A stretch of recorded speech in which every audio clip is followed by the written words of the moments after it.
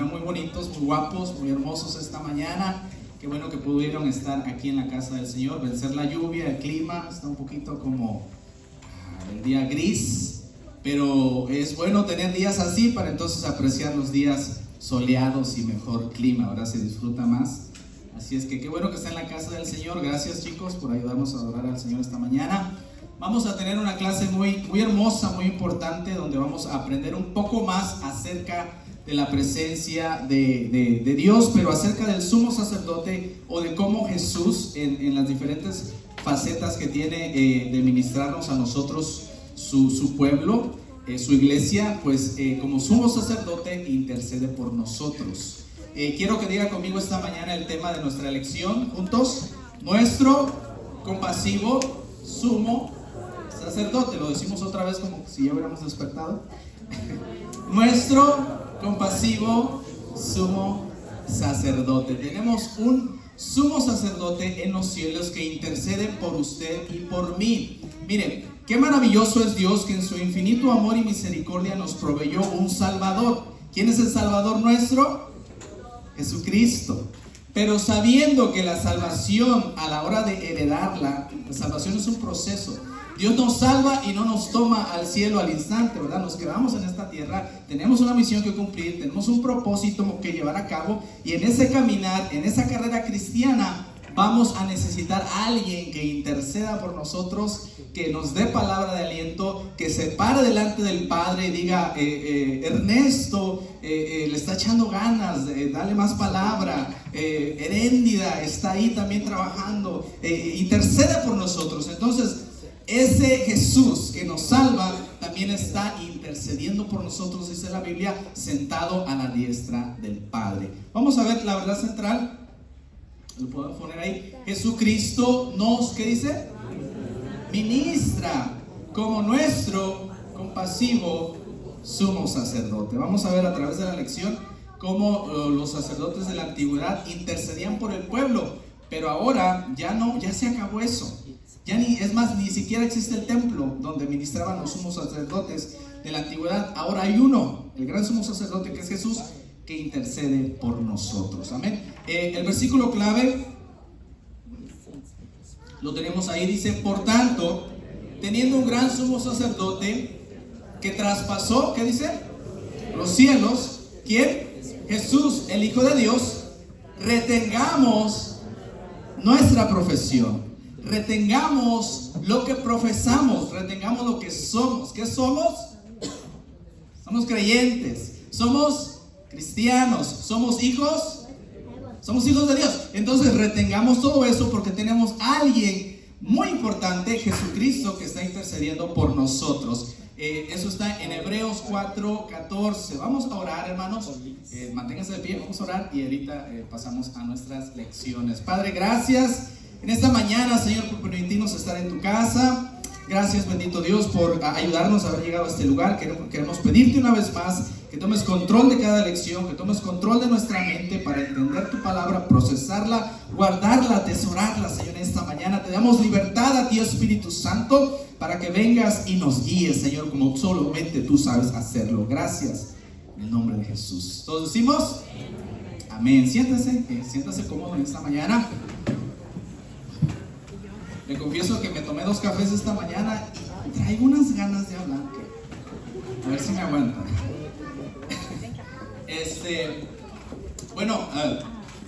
Rapidito, si es que hay alguno aquí que no sepa, los pastores no salieron, están en México haciendo algunas cosas. La próxima semana pues aún no van a estar acá, pero vamos a tener una gloriosa mañana de ministración. Así es que, bueno, mientras tanto usted y yo vamos a estar acá, vamos a echarle ganas. Dios es el mismo, Dios está en todo lugar, y Dios en esta mañana va a hablar a nuestra mente, a nuestro corazón. Es importante el ministerio de la intercesión. Diga conmigo: intercesión. Una vez más. Intercesión, interceder, hermanos, es pedir por alguien más. Es ponernos en el lugar de esa persona y hablar con Dios. O tal vez no con Dios, pero usted puede interceder por alguien delante de otra persona. Usted se da cuenta que si usted va a una corte, usted tiene que llevar un abogado para que interceda por por usted. Usted ha estado alguna vez en una corte, me imagino que sí, ¿verdad? Y usted tal vez de pronto llegó un abogado. El abogado va precisamente a abogar por usted. Va a ponerse enfrente del juez y le va a decir: ¿sabes qué? Mi cliente Juan Pérez o Ricardo Rincón, por cierto, claro, Ricardo Rincón era un pitcher muy bueno.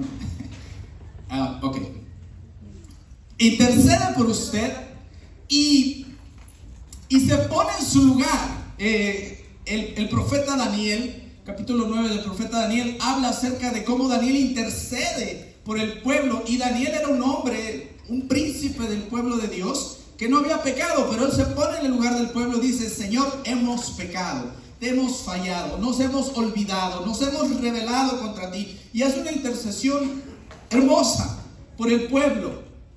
Y nosotros tenemos a Jesucristo no solo como un Salvador que viene y muere por nosotros en la cruz del Calvario y a través de su sangre nos hace aceptos delante del Padre, sino que ese mismo Jesús que descendió de los cielos, se humanó, se hizo hombre como usted y como yo, que habitó entre nosotros en esta tierra. Ese mismo Jesús ahora está en el cielo, dice la Biblia, atravesó los cielos, está sentado a la diestra del Padre y intercede por nosotros. Le dice al Padre, ¿verdad? Porque así como hay un sumo sacerdote que intercede por nosotros, dice la Biblia que también hay un acusador. ¿Se acuerda que le acabo de decir que muchas veces hemos estado en una corte? En la corte hay un fiscal, ¿verdad? Y el fiscal le va a dar con el martillo y la cubeta y la escoba. Es decir, lo va a declarar culpable y va a decir por qué usted es culpable y por qué se le acusa de lo que se le acusa y por qué usted merece ir a la cárcel. Un acusador, pero hay un abogado. Y el acusador de nuestras almas, Satanás, Dios lo reprenda, el enemigo, el pingo, viene y nos acusa. Viene y nos dice, es más, hasta la misma conciencia lo acusa a usted mismo. Qué bárbaro. Vienes a la iglesia, levantas las manos y acabas de hacer esto, y hiciste esto y esto y esto. Lo acusa. Pero Jesús, Él dice: venid a mí todos los que estén cargados, cansados, yo los haré descansar. Y a través de su palabra Él dice que si alguno pecare, abogado tenemos para con el Padre. ¿A quién? A Jesús. Abogado, ese abogado intercede por usted y por mí y nos hace aceptos a Dios, aún y siendo imperfectos. Dice la Biblia que Jesucristo murió por nosotros, aún siendo pecadores, Romanos 5:8. Él muere por nosotros. Entonces, imagínense, usted como padre, usted como madre, usted haría todo por sus hijos, ¿cierto? Porque son sus hijos, porque como madre a usted le costó mucho ese bebé, llevarlo en su vientre. Como padre le ha costado mucho levantarse tantas mañanas para ir a trabajar y invertir tiempo, dinero, esfuerzo, trabajo por ese hijo. Oiga, usted haría todo y usted intercede por su hijo, ¿cierto?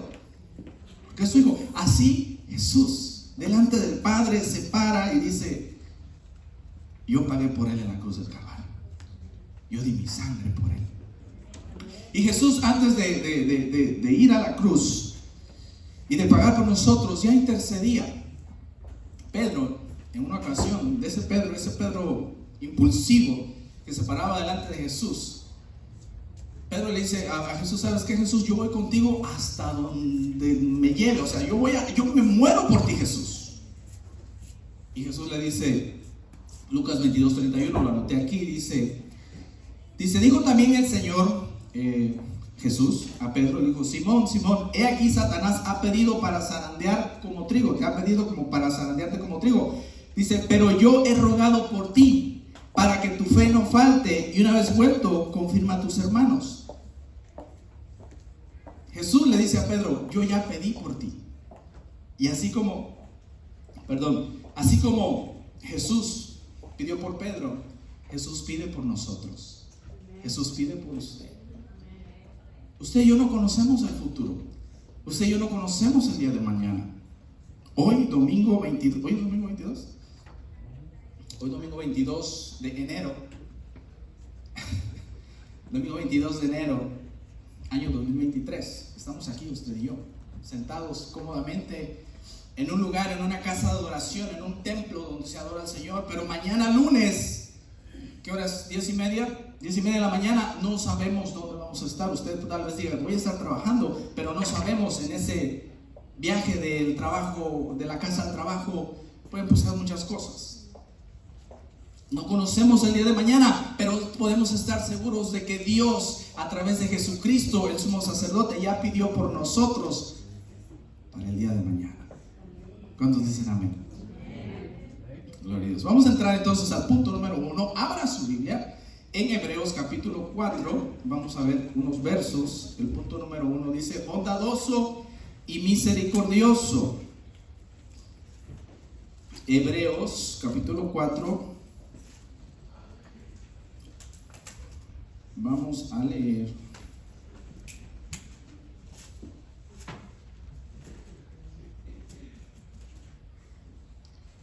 los versículos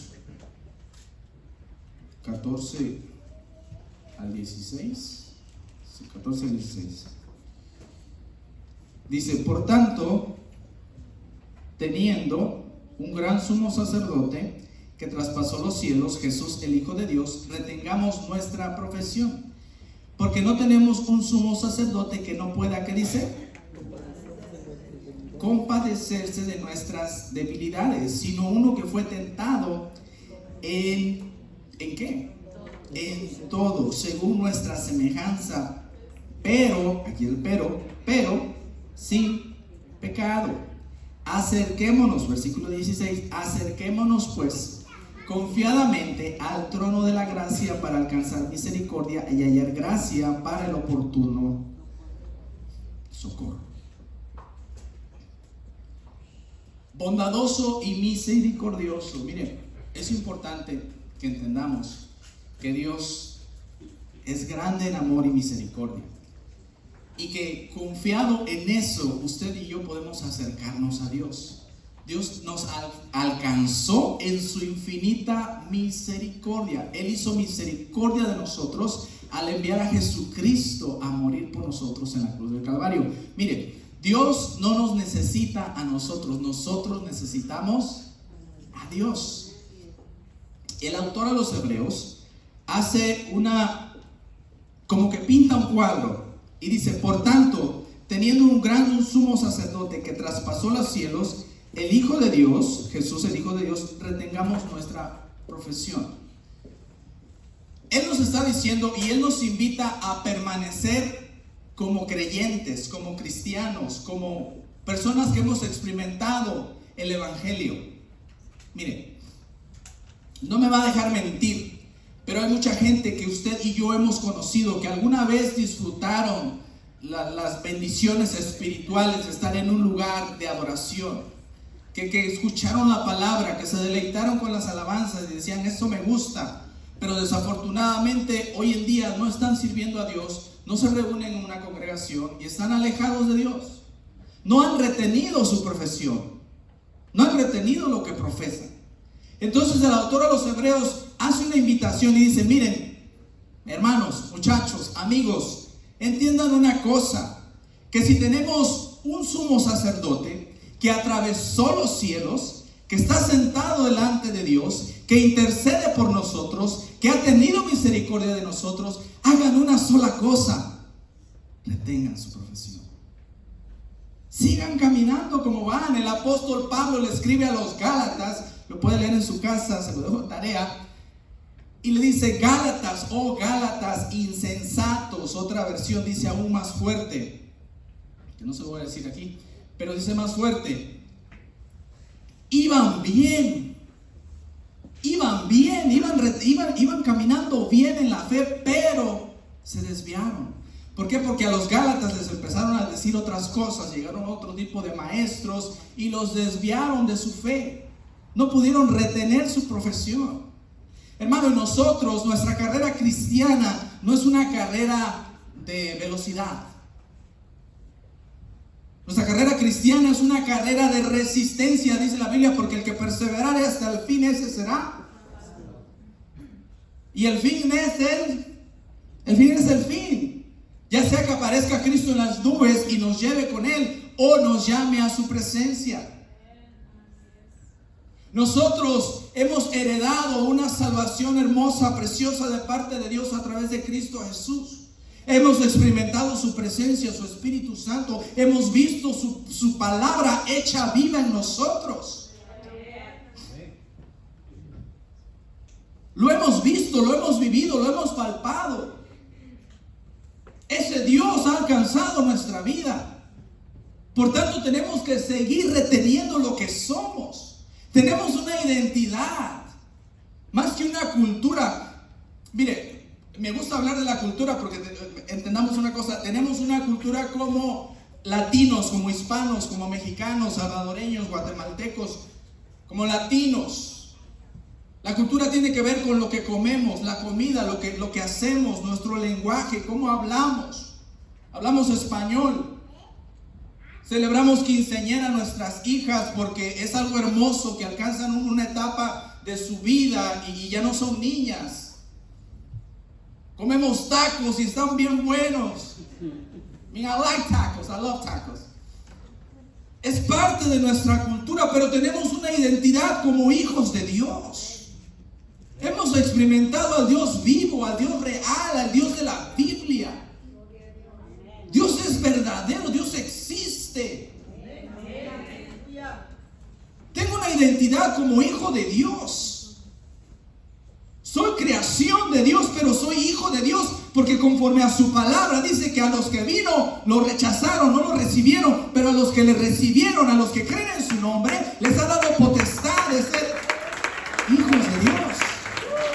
Usted creyó en Cristo, usted recibió a Cristo, usted es un hijo de Dios, usted es una hija de Dios, usted tiene una identidad. Me voy a tomar 2 cafés para otro también.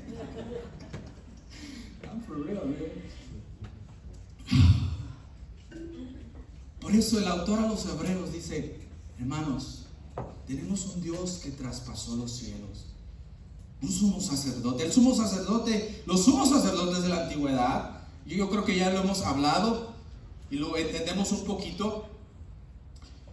Eran humanos como usted y como yo, y ahorita vamos a llegar ahí, pero ellos no pasaron del techo del templo. Ellos eran humanos y estaban aquí, ministraban en la tierra, ministraban a otros seres humanos, así como usted, como yo, pero estaban limitados. El sumo sacerdote que ahora intercede por nosotros, Cristo Jesús, tiene todo el poder. Tiene todo el poder, no tiene límites. Es un sumo sacerdote ilimitado, que no solamente intercede por nosotros, que tiene el poder para sanarnos, para salvarnos, para proveernos, para darnos la paz que esta tierra nos quiere robar, para darnos la tranquilidad que el hombre nos quiere quitar. Él no tiene límites. Continúo leyendo, versículo 14 dice: porque no tenemos un sacerdote que no pueda compadecerse de nuestras debilidades. Él puede compadecerse de nuestras debilidades, sino que uno que fue tentado en todo según nuestra semejanza, pero sin pecado. Jesús no cometió pecado. Los sumos sacerdotes de la antigüedad eran seres humanos como usted y como yo, que cometían pecado, que tenían que limpiarse, purificarse antes de presentarse y ministrar en el templo, en el lugar santísimo, porque si no estaban tan santificados, si no estaban limpios, si no estaban puros, morían. Porque Dios, ese Dios santo, santo, santo, no recibe lo que es impuro. Isaías, en su visión del templo, capítulo 6 de Isaías, dice la Biblia que él vio al Dios santo, santo, santo, y él dijo: he aquí, soy muerto. Él sabía que se iba a morir, pero dice la Biblia que del altar vino un querubín, un ángel, y tocó sus labios con un carbón encendido y lo limpió, lo purificó. Le dijo: he aquí, eres limpio. Entonces los sumos sacerdotes de la antigüedad eran seres humanos que cometían pecados, que tenían límites, que tenían todos los sentimientos que podemos tener nosotros como seres humanos, pero el que tenemos ahora traspasó los cielos. Es poderoso, no cometió pecado, y Él se compadece de nuestras debilidades. ¿Sabe por qué? Porque Él habitó en un cuerpo como usted y como el mío. Jesucristo, yo hice una lista aquí rapidito. Jesucristo sintió el abandono, porque lo abandonaron sus sus discípulos. La soledad, la tristeza, el hambre, el cansancio, la traición, el rechazo, la burla, las críticas, la difamación, la acusación, el ser juzgado. ¿Le suena familiar todo eso? ¿Alguna vez ha pasado eso? ¿Alguna vez has sentido eso? ¿Alguna vez se ha sentido rechazado, criticado, traicionado? Todas esas cosas han traicionado su confianza tal vez. Bueno, todo eso lo pasó Jesús. Jesús sabe exactamente cómo se siente estar solo, estar abandonado. Porque aún en la cruz del Calvario Él decía: Elohim, Elohim, sabachthani, me dejaste aquí, estoy solo, decía Él. Sintió soledad, sintió tristeza, porque Él oró en el monte Getsemaní y aún lloró sangre, dice la Biblia, porque Él sentía el peso de lo que tenía que enfrentar. ¿Cuántos han sentido ese estrés? O esas noches sin dormir, o esa preocupación. Bueno, Jesús lo pasó. Jesús se identifica con su dolor. Por eso, versículo 14 dice: acerquémonos confiadamente al trono de la gracia para alcanzar misericordia y hallar gracia para el oportuno socorro. ¿Por qué? ¿Cómo nos podemos acercar confiadamente al trono de la gracia, hermanos? Pues confiadamente porque sabemos que Jesucristo sabe perfectamente cómo nos sentimos.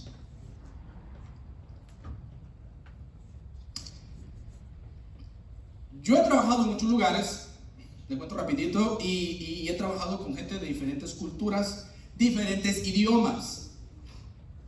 Yo hablo inglés y me defiendo ahí más o menos, no al 100, pero I don't know, 59%. Llegué de los 16 años a Estados Unidos. Casi toda mi vida he estado aquí. Y no me siento tan confiado, tan a gusto hablando en inglés. Me siento bien confiado hablando en español. Es mi lengua nativa. Hola, ¿cómo estás? ¿De dónde vienes? ¿A qué horas vas a llegar? Oiga, fluyo bien fácil. Me identifico muy bien con alguien que habla español, es lo que le quiero decir. Y aunque hablo inglés y aunque me siento un poco cómodo en inglés, me siento mucho más cómodo en español, porque ¿sabe qué? Me identifico con usted porque usted habla español como yo. Entonces, usted se tiene que identificar con Cristo Jesús, así tal cual como usted se sienta, o como cuando usted sienta un peso, una preocupación, algo en su vida, usted identifíquese con Cristo, porque ¿sabe qué? Cristo habla su idioma, Cristo entiende cómo usted se siente, Cristo lo conoce. Por eso nos tenemos que acercar al trono de la gracia confiadamente. ¿Cuál es el trono de la gracia? Es la presencia de Dios. Antes, en la antigüedad, los seres humanos, los judíos de los cuales estamos hablando, el libro de Hebreos, tenían que ir al templo a adorar. Jesús y la mujer samaritana tuvieron una conversación que nos abre otra forma de ver la adoración. Jesús y la mujer samaritana dice: bueno, ¿sabes qué, Jesús? A nosotros nos han dicho que hay que ir al templo y nosotros adoramos aquí en Samaria. Y Jesús le dice: ¿sabes qué, mujer? Te voy a decir una cosa. Viene el tiempo, va a llegar el día en que no va a ser necesario ni ir a Samaria, ni ir a Jerusalén, sino que los verdaderos adoradores que adoren a Dios, lo van a adorar en espíritu, en verdad, de corazón, en donde quiera que sea. Es decir, usted se puede acercar al trono de la gracia de Dios donde quiera que usted esté. Basta que usted levante su mano, que levante su corazón, que levante sus sentimientos, su espíritu a Dios, y Dios lo escucha. Wow, it's faster than calling 911. Más rápido que llamar al 911. Dios escucha.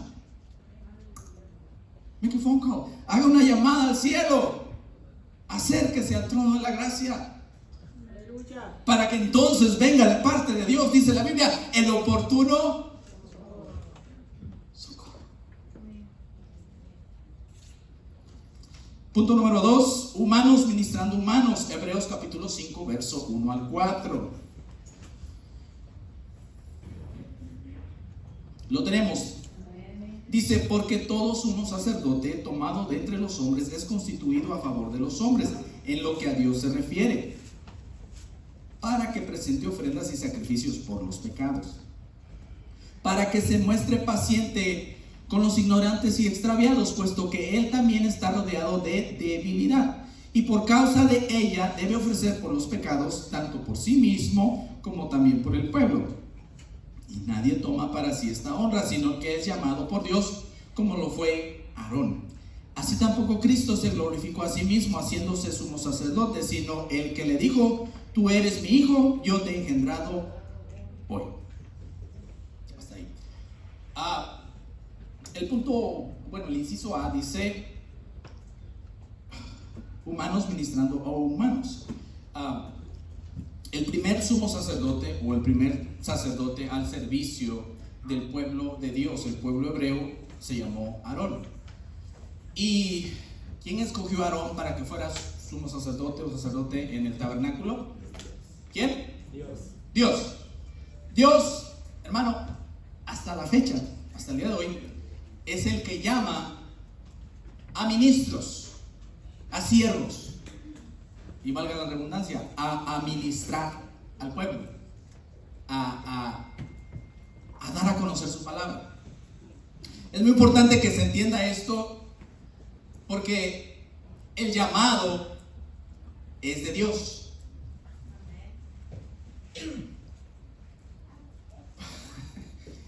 He estado en institutos bíblicos y ahí siempre lo enseñan y lo dicen: nosotros preparamos pastores, pero Dios es el que los llama. ¿Sí entiende eso? O sea, todos, gloria a Dios, todos tenemos la libertad para ir a un instituto bíblico, aprender, conocer, pero tal vez no todos vamos a ser pastores. Es algo bien fuerte, es un trabajo. Yo creo que los pastores lo pueden decir mejor que yo, porque yo no soy pastor. Yo le ayudo al pastor y lo hago con mucho gusto. Pero así como Dios desde la antigüedad llamó a Aarón y puso un llamado sobre él, hasta el día de hoy sigue llamando. Y si Dios tiene un llamado con usted, Dios se lo va a hacer sentir y Dios se lo va a confirmar. Y Dios no lo va a dejar en paz.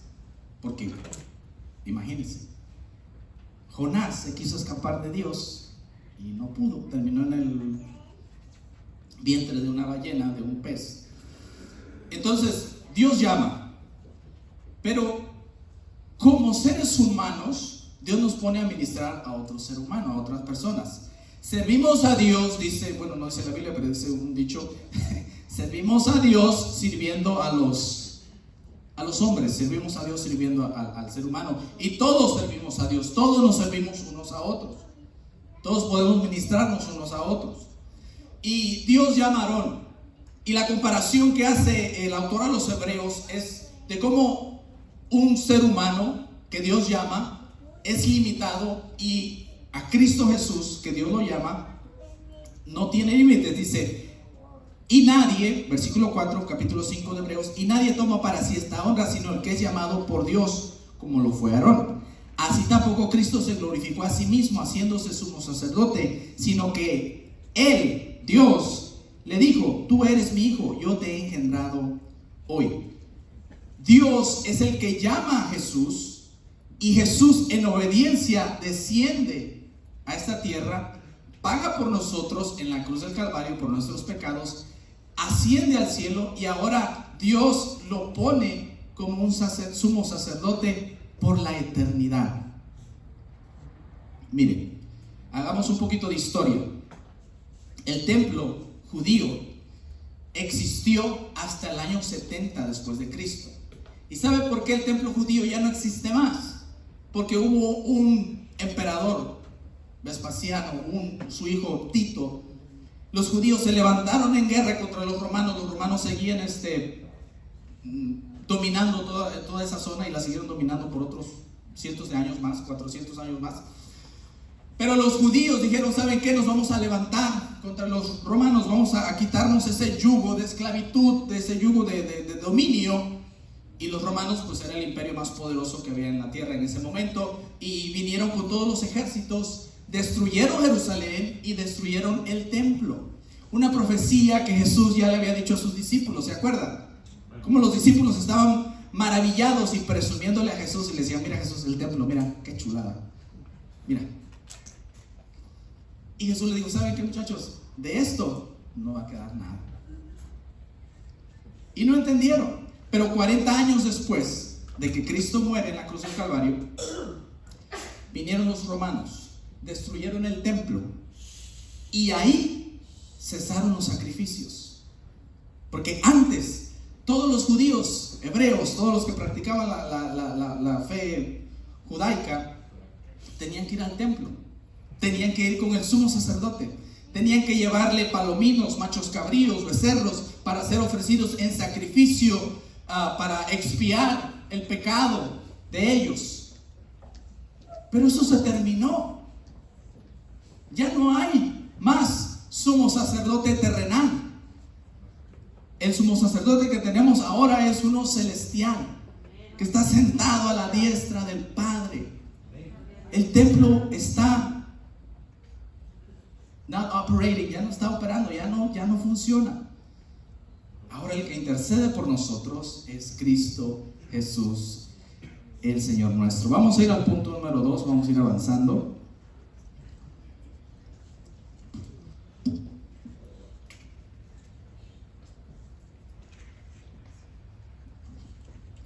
Leemos los siguientes versos 5, 6 y 7. Hebreos 5, 6 y 7. Dice el punto 2: perfecto y eterno. Inciso A: Jesús hecho sumo sacerdote por Dios. Dice el 5: así tampoco Cristo se glorificó a sí mismo haciéndose sumo sacerdote, sino que Él le dijo: Dios, tú eres mi hijo, yo te he engendrado hoy. Como también dice en otro lugar: tú eres sacerdote para siempre, según el orden de Melquisedec.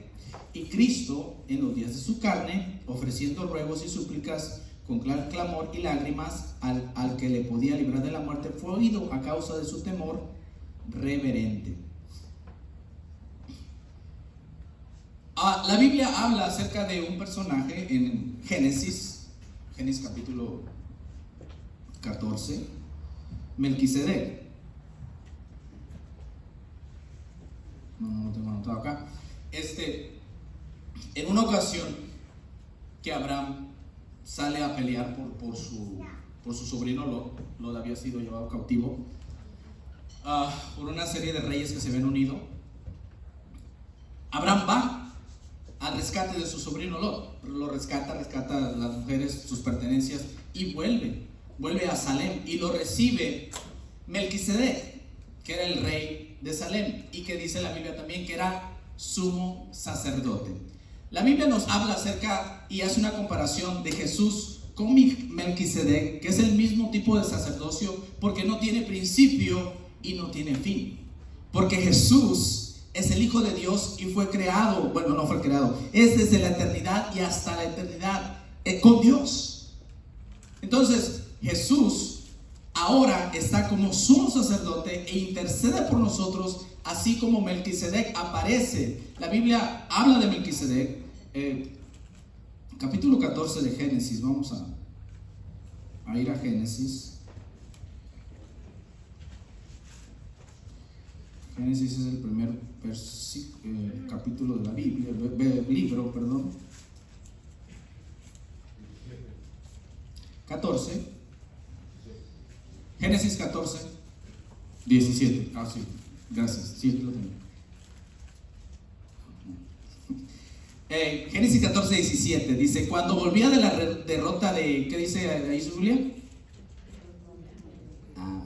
Kedorlaomer, y de los reyes que con él estaban, salió el rey de Sodoma a recibirlo al valle de Sabe, que es el valle del rey. Entonces, ¿quién?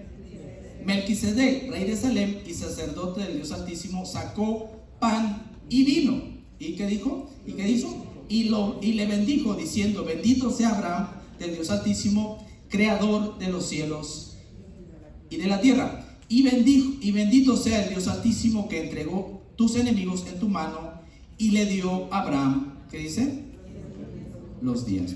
Bueno, versículo 18 es donde quiero que se enfoque. Y dice: entonces Melquisedec, rey de Salem y sacerdote, ¿de quién? ¿De quién? Del Dios Altísimo.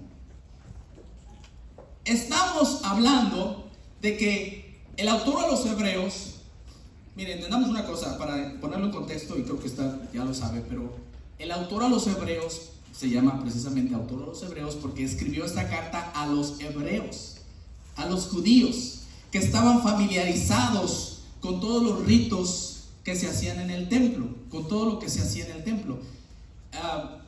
Para usted y para mí es fácil entenderlo porque lo hemos leído tal vez muchas veces el libro de los hebreos, pero haga de cuenta que alguien nos escribe una carta queriéndonos aclarar algo a nosotros que somos de México y nos habla con ciertos modismos o con ciertas palabras que solamente conocemos en México. Nosotros vamos a entenderlas, ¿verdad que sí? Y tal vez los de otro país no van a entender. No se me viene nada ahorita a la mente, pero no, mejor no me sirve nada. Pero usted entiende, si es de México, usted va a entender ciertas palabras que son de México, no sé.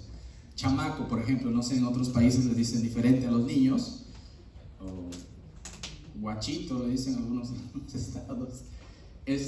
Y entendemos. Entonces, el autor de los hebreos le hace una comparación entre Cristo y Melquisedec. Los sacrificios en el templo y el oficio de sumo sacerdote no aparece sino hasta el libro de Éxodo, cuando Dios le habla a Moisés y le dice que tiene que levantar un tabernáculo que fuese la casa de adoración, y establece las pautas para que se llevara a cabo esa adoración. Estamos, hermanos, en Génesis, aún aquí capítulo 14, mucho tiempo antes de que sucediera el Éxodo, y aparece Melquisedec. Dice la Biblia, capítulo 18, rey de Salem y sacerdote del Dios Altísimo. Y dice la Biblia también que Jesucristo es del orden de Melquisedec, porque no tiene principio, no tiene fin, porque Jesucristo también es rey y también es sacerdote. Entonces, por eso, aunque es difícil tal vez pronunciar ese nombre, Melquisedec, diga Melquisedec. Diga para repetir mi coro. No es cierto. No tiene principio y no tiene fin. Ese Dios, que es el Dios nuestro, y que ha puesto a su Hijo, que depositó sobre Él la responsabilidad de ser nuestro Salvador, ahora Él ostenta el lugar de sumo sacerdote y rey, según el orden de Melquisedec. Vamos a ir al inciso B, Jesús, el autor de nuestra salvación, versículo 8 al 11. Vamos de regreso a Hebreos capítulo 5.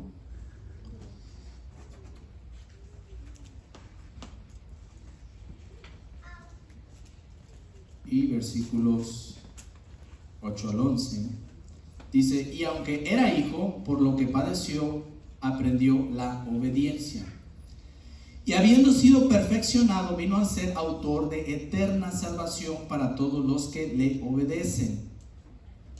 Y fue declarado por Dios sumo sacerdote según el orden de Melquisedec. Y el 11, bueno, no tiene mucho que ver con lo que estamos leyendo, nada más hasta el 10. El Hijo, versículo 8, dice, padeció y aprendió la obediencia. Diga conmigo obediencia. Obediencia. Miren, si hay algo que llama la atención de Dios, es esa palabra, es obediencia. Jesús, siendo el Hijo de Dios y habiendo hecho tantos milagros, solamente en una ocasión se abrieron los cielos y se escuchó una voz que lo confirmó como hijo de Él. Y es cuando Jesús descendió al río Jordán a ser bautizado por Juan el Bautista. ¿Usted recuerda esa escena, esa parte de la escritura? Cuando Jesús va con Juan y le dice, ¿sabes qué, Juan? Necesito que me bautices. Y Juan, conociendo quién era Jesús, le dijo, no, Jesús, yo necesito que tú me bautices a mí. Yo he hablado de ti, yo sé quién eres. Y Jesús le dijo, no, Juan, conviene que hagamos esto. Jesús obedeció y se bautizó. Y justo en ese momento, cuando Jesús se bautiza, dice la Biblia que se abren los cielos, se escucha una voz que dice: este es mi Hijo amado, en el cual tengo complacencia. Jesús hizo que los cielos se abrieran con una cosa: obediencia. Usted y yo, hermanos, vamos a tener cielos abiertos siempre cuando obedezcamos a Dios, siempre. Así de sencillo. Los cielos se cierran cuando el pueblo, cuando una persona se rebela contra Dios, se olvida de Dios, le da la espalda a Dios. Los cielos se pueden cerrar, pero los cielos se abren cuando practicamos la obediencia. Y Jesús, siendo el Hijo de Dios, dice el versículo, mire, ponga atención, el versículo 8: por lo que padeció, aprendió la obediencia. Jesús, hermanos, es Dios. Amén. Pero Jesús habitó un cuerpo humano, como el suyo y como el mío, y tuvo que someter ese cuerpo a la obediencia a Dios. Jesús sintió lo que usted y yo sentimos, se lo decía hace unos momentos atrás. Él sintió hambre. Cuando Jesús es tentado por el diablo, dice la Biblia que después de 40 días, 40 noches, Él sintió hambre. Y el diablo, Satanás, el Señor lo reprenda, le dijo: bueno, si eres el Hijo de Dios, haz que estas piedras se conviertan en pan. A ver si muy. Y Jesús, conociendo las artimañas del enemigo, dijo: no solo de pan vivirá el hombre, sino de toda palabra que sale de la boca de Dios. Es decir, Él se sometió en obediencia a Dios. Dice el 9: y habiendo sido perfeccionado. Haga una pausa ahí. Habiendo sido perfeccionado, ¿qué significa? Si Jesús era Dios. Jesús era Dios, habitó entre nosotros como Dios, pero habitó en un cuerpo humano. O sea, Él no necesitaba ser perfeccionado, sino que Él perfeccionó su cuerpo al someterse en obediencia a Dios y aceptar lo que Dios le mandó hacer. Y si Jesús pudo habitar un cuerpo y obedecer a Dios, entonces Él nos da el ejemplo que nosotros que habitamos este cuerpo también podemos obedecer a Dios. ¿Pueden decir amén? No es fácil, pero sí es posible. Sí es posible obedecer a Dios. Dice: y habiendo sido perfeccionado, vino a ser autor de eterna salvación para todos los que le obedecen, y fue declarado por Dios según el orden de Melquisedec. Vamos a ir al punto 3. Vamos a ir terminando. Último punto: justo y no olvidadizo. Vamos a leer los capítulo 6, versos 9 y 10. Dios conoce nuestra labor.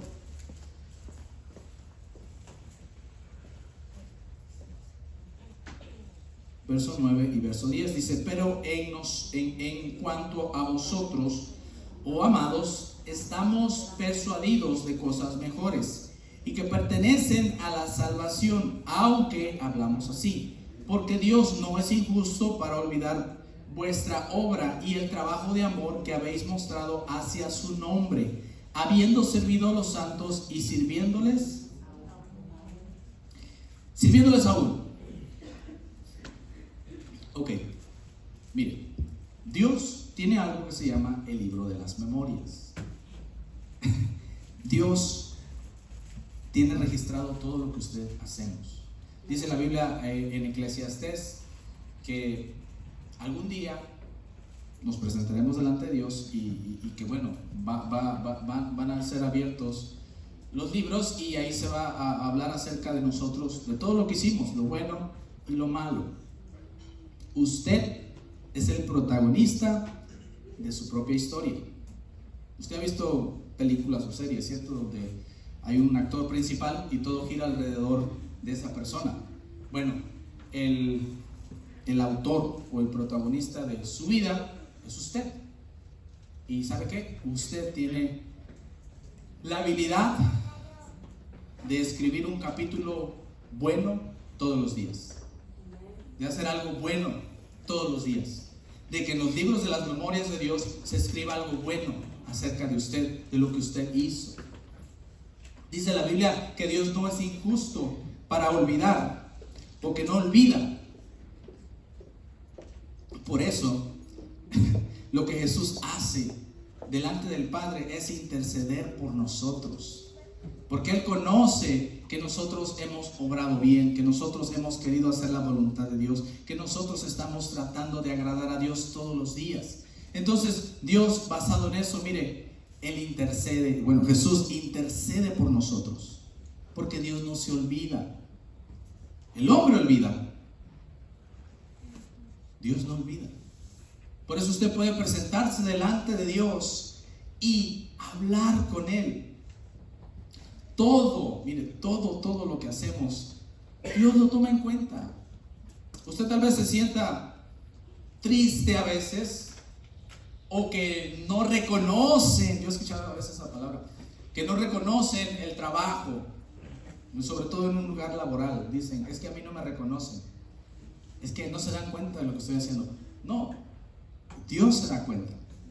Y cuando usted hace algo de corazón, cuando usted hace algo para agradar a Dios, cuando usted se esfuerza como ama de casa, como madre, como padre, como hermano, como hijo, usted se esfuerza para agradar a los demás, cuando usted, su deseo es servir a alguien, servir a otro, servir a su pareja, Dios no olvida eso. Y Dios recompensa. Dios le va a dar a usted lo que usted necesita. ¿Por qué? Porque hay alguien que está dándose cuenta de eso. Hay alguien que está representándonos ante Dios y hablando bien de nosotros. Ya no necesitamos escuchar a las personas que hablan mal de usted o de mí. Ponga atención en lo bueno, ponga atención en aquel ser celestial, divino, que atravesó los cielos, que es Jesús, que está hablando bien de usted.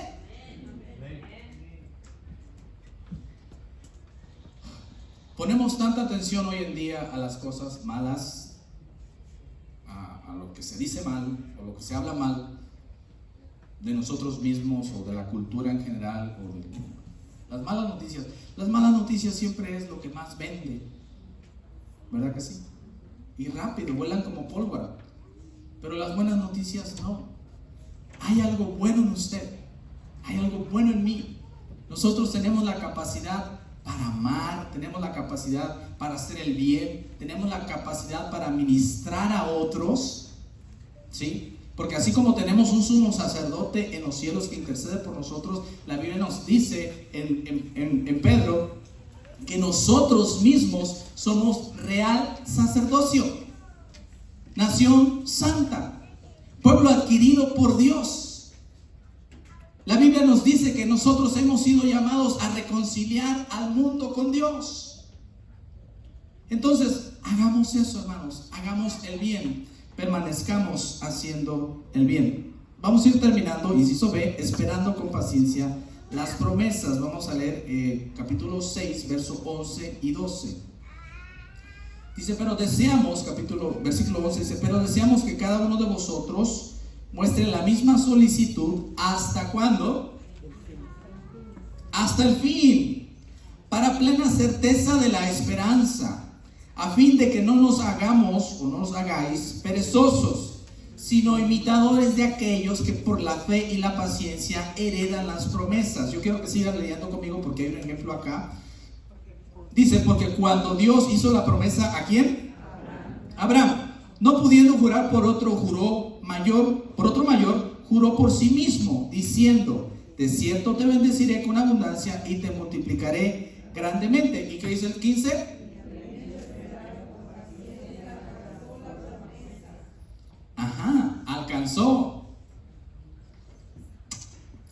Alcanzó la promesa. Usted y yo tenemos que esperar pacientemente en Dios. Versículo 11, mire, pero deseamos que cada uno de vosotros muestre la misma solicitud hasta el fin. ¿Qué significa eso? Que usted y yo mostremos la misma solicitud, el mismo ímpetu, la misma motivación, los mismos deseos, las mismas ganas, el mismo anhelo de venir a la casa de Dios, de buscar de Dios, de orar, de leer la Biblia, de servir aquí o donde Dios lo llame. Que mostremos esa misma solicitud, ese deseo. Porque sucede, y que tal vez usted lo ha visto o de pronto lo experimentó, que comenzamos nuestra carrera cristiana, nos convertimos al evangelio y queremos hablarle a todo mundo de Dios, queremos hacer 1000 cosas. Y pasa un año, pasan 2 años, pasan 3 años, pasan 4 años, y entonces comenzamos a disminuir nuestra solicitud, nuestro deseo, nuestras ganas, y decimos, ay, pues que me haga el hermano Juan, que le haga la hermana, usted póngale el nombre, yo ya lo hice muchos años. No, pero si Dios puso un llamado en usted, si Dios puso una carga en usted, si Dios puso una responsabilidad en usted, hay que mostrar el mismo ímpetu. Como se lo decía unos instantes atrás, la carrera cristiana no es una carrera de velocidad, de ver quién llega primero al cielo. ¿Cuántos quieren llegar primero al cielo que yo? Ah, ¿verdad que no? Es mañoso. La carrera cristiana es una carrera de resistencia, de permanecer, hermano, de estar firme en nuestra convicción de creyentes, de hijos de Dios. Yo sé en quién he creído, dice Pablo, y yo sé que Él es poderoso para guardar mi depósito para aquel día. Entonces, tenemos que mostrar, hermanos, la misma solicitud, el mismo deseo, el mismo ímpetu. Que si le dicen, ¿sabe qué, hermano? Vamos a hacer esto. Claro que sí.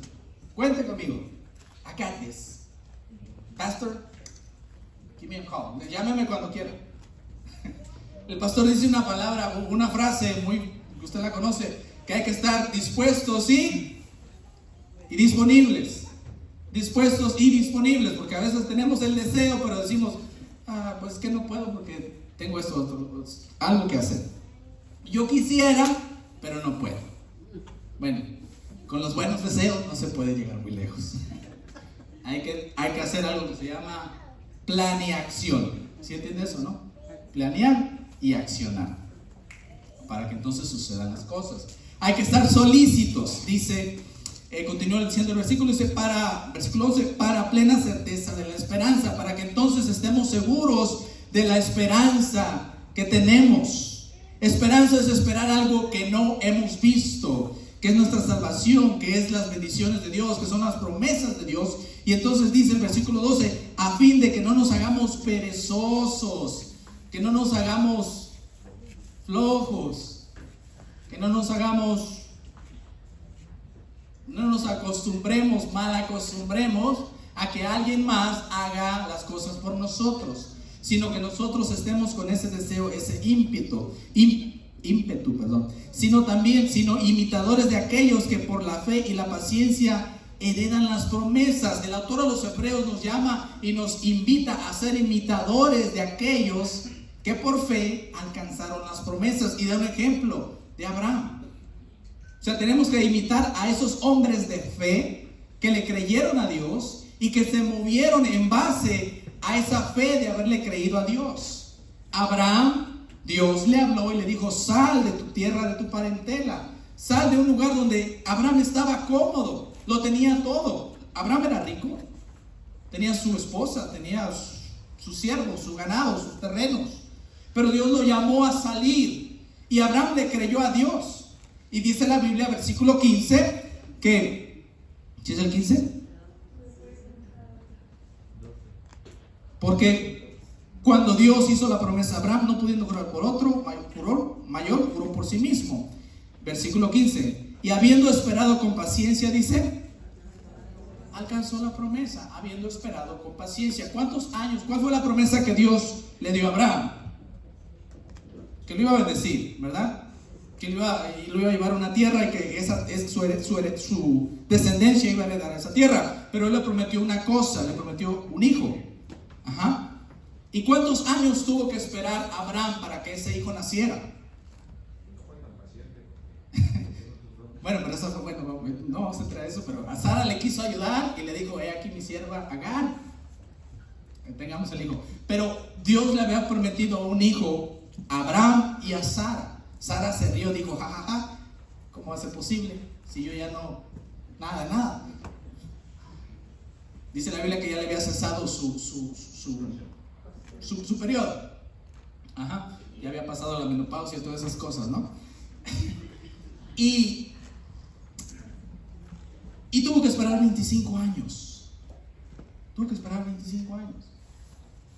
25 años, hermano. Hay jóvenes aquí que todavía no tienen ni 25. Y otros jóvenes que apenas nos pasamos. Right? Tengo 25 y como 300 meses. Entonces, hay que ser paciente con Dios. Miren, la Biblia dice que todas las promesas de Dios son sí, amén. Es decir, todas las promesas en Dios se cumplen.